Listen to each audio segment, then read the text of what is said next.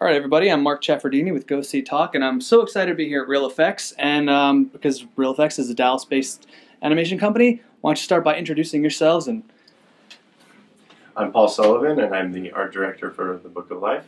I'm Jorge Gutierrez, the writer and director of The Book of Life. I'm Augusto Schillaci. I'm the visual effects supervisor for The Book of Life.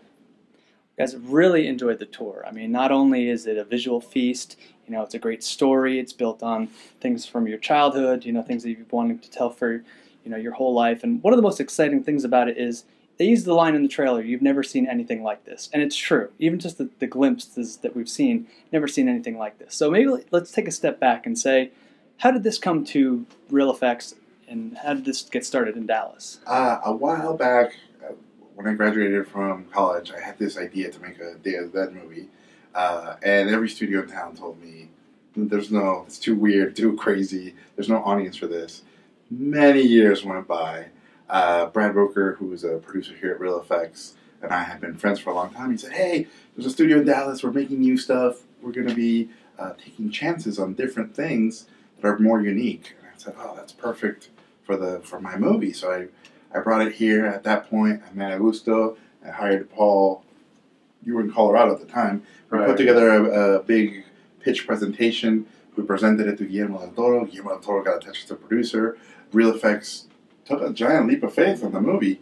And at that point, Fox, 20th Century Fox, saw what we were making and said, we'd love to come in as a partner. And that's how the movie sort of grew. But it was basically a giant leap of faith for Real Effects.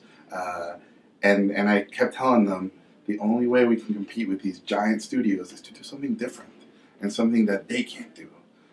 We just take chances creatively, and that's what we did. And I remember when Jorge came and gave us the pitch. I've been here on Real Effects for a long time. Since the beginning, pretty much. And it's his heart, man. Like, he was so into it that the leap of faith is more Jorge than anybody else. It's just all about him, and I think that shows up. Yeah, his passion and genius just is infectious, and I think everybody in the studio got behind it 110% because of him. Both of you guys should get raises. Well, going back to the detail, I mean, it is amazing. It's so intricate. This is a movie that seems like you can get away with putting anything you want in a movie. You have the details like the bad guy, he has skulls in his eyes. If you look closer, you can notice little red skulls. Is there a line in the sand where you say, okay, this is enough is enough? When is over the top and, we're done? Or is there more stuff if you had time? We run out of money? Okay. Our only enemy in this movie was the schedule and the budget. But creatively, we were kind of given free rein to go nuts. And I come from a school of, I really love excessive, over-the-top craziness. And I kept thinking, well, for example, Sibarba, the villain. If we put 600 skulls on him, by the time the studio tells us to take them out, we'll have 300 left. And the studio didn't say anything, so all 600 stayed in there. And that was kind of what happened with the movie. I kept thinking, someone's going to tell me to take all this stuff out. And they all got to stay. Mm-hmm. Yeah, we would joke in production where if it was between, the question always come up, if it was between, 2 or 3 or 25, or he's going to want 25. Mm-hmm. So he's more is more. More is better. More is good. Now, when you work on a movie over the course of 5 years, you become family. Now, Jorge, you got to work with your wife on this. Yes. And usually sometimes when you work at a job, you can leave your job at the job, but you take it home with you. So talk about working with your family. Well, I've been working with her since high school. I've never not worked with my wife. So everybody who warned me, like, that's crazy, you guys are going to fight all the time. We don't know. This is the only way we know how to work. And, I never understood people who can work and then switch it off and go home. To me, it's all the time. This is a living thing. The movie's a living, basically, in a way, it's a kid. And we're helping raise this kid together. We're all the parents. Yeah. And so I really believe the way my relationship with Sandra is it's based on us creating things together. Mm-hmm. Now, Paul, your background is in art, and Augusto, you had your background in computer sciences, was it? It's more a computer art. Okay. I'm not as Computer art. technical as other people. And Okay. professional tango dancer. Yeah. Too. Oh, okay. No, that's not true. That would be cool. Yeah. But the movie's a lot of different trades coming together. Paul, you and I were talking about some of your early discussions with Jorge and how it comes together, and nobody really has the right answer because film is like cooking. It's a recipe, and so maybe talk about how you have one idea and you said, Jorge, yes, let's do this and make it better. Maybe experiences like that. Yeah, well, I guess early on, starting to work with Jorge, it was the story was he had a solid vision of the story and he had a solid idea for what he wanted to look like, and he just communicated that to me, and he kind of threw out a lot of stuff, like a lot of ingredients if I'm a cook and I'm trying to put this stuff together, and he's throwing out all these ideas, and I just collaborated really closely with him and made sure to show him, and then he's an amazing designer, so he would draw on top of it and show me what he was thinking more of, and we just collaborated really well like that from the very beginning.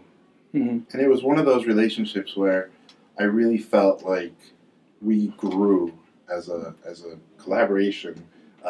He would inspire me, hopefully I inspired him, and things just kept getting better and better, and it got to the point where he would finish my sentences visually and I would finish his sentences visually, and we started getting to the point where, again,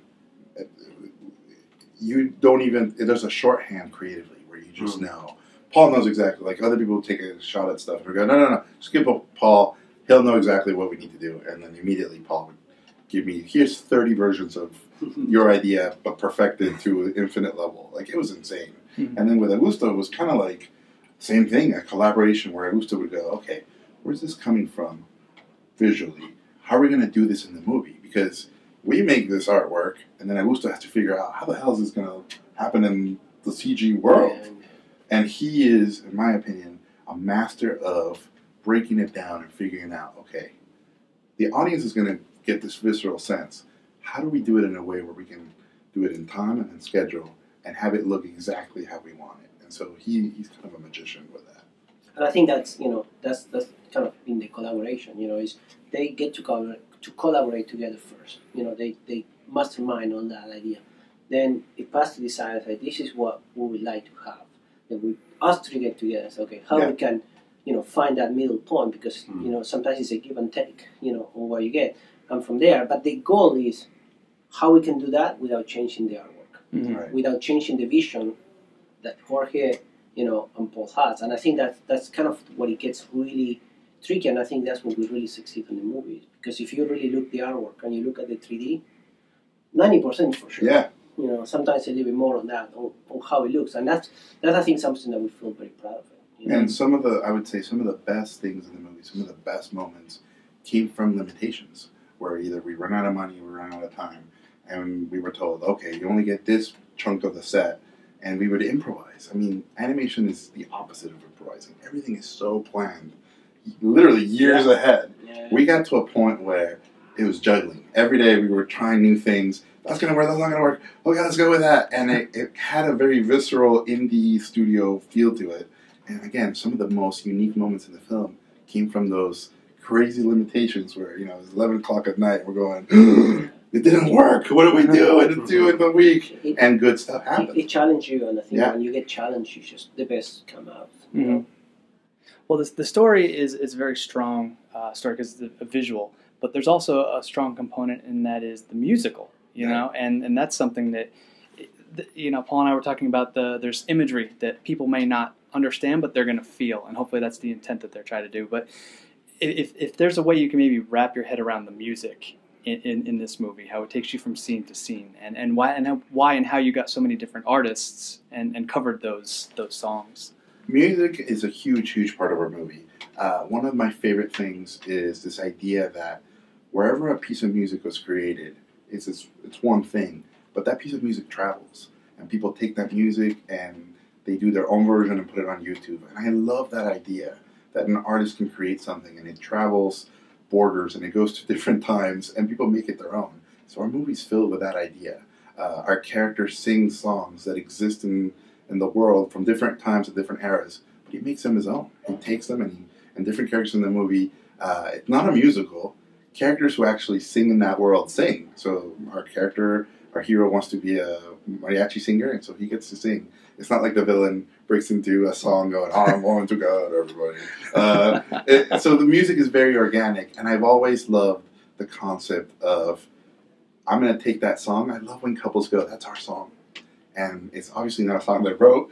It's just they took their song and they infused it with a story and they infused it with a moment. And now it belongs to them. And it's absolutely their song now. And so that's what the movie did. We took all these songs that were my parents' songs, my grandparents' songs that we all love, and we got to do our take on it. And in a way, that actually, it's a metaphor for probably how you guys feel about the movie yourself. You took it and you made it your own. Yeah. Last question to wrap this up. What do you think challenged you or stretched you the most creatively, and what did you think was the most, what are you most proud of?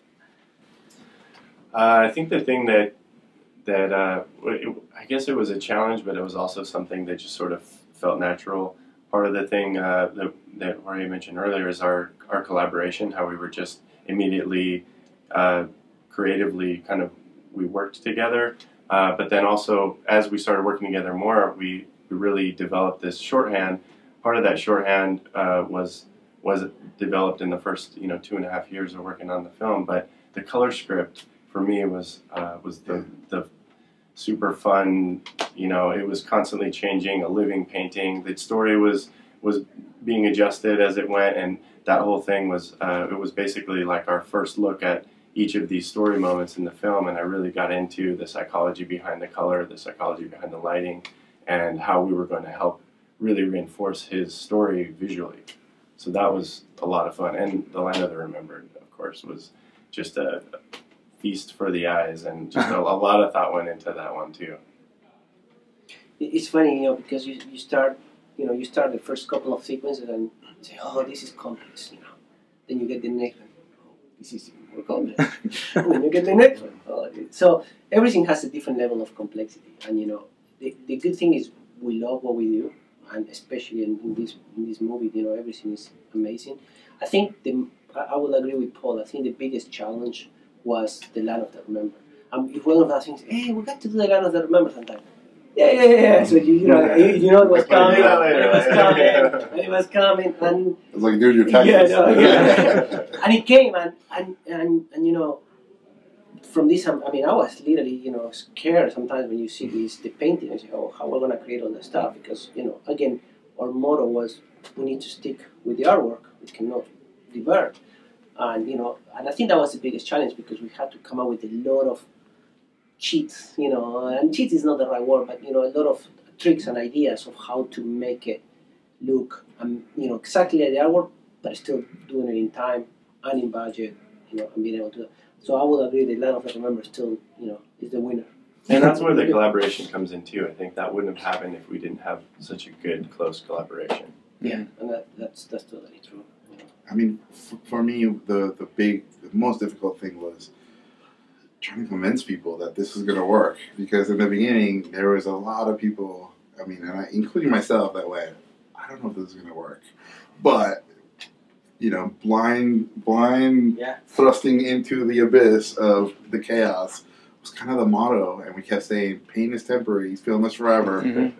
Yeah. Onward. And I think, one thing is really important too, is I think the reason why people always is doubtful is, I will keep repeating this, is like, you open an art book from other movies, and not to compare, but they end up not looking like the movies that you end up seeing, And I think people normally will see it, because I saw it myself too. It's like people will see this beautiful artwork. People say, "Yeah, that's a great painting." Another movie one with a doesn't look great like painting. that. Yeah. But then when people start seeing that all this collaboration put together the right movie, and it's like, oh yeah. Aside from this beautiful story that you need to have it. Nothing is good if you don't have a good story. You can have all the cherry on top, and you need to have that good backbone. But I think we knew we had that from the beginning with Jorge, so it's good. Well, the energy and the passion that you guys have in making your film comes through in just the way you talk about it. And just, we've only got to see about 2-3 minutes of it, but I'm so excited to see this. And, awesome. Yeah, and I think fans are just going to eat this up. So, guys. Your eyeballs are going to split. Yeah.